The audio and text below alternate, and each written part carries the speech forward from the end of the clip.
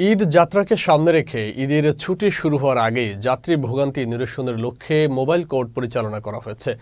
সোমবার রাজধানীর খিলক্ষেত এলাকায় মোবাইল কোর্ট পরিচালনা করা হয়।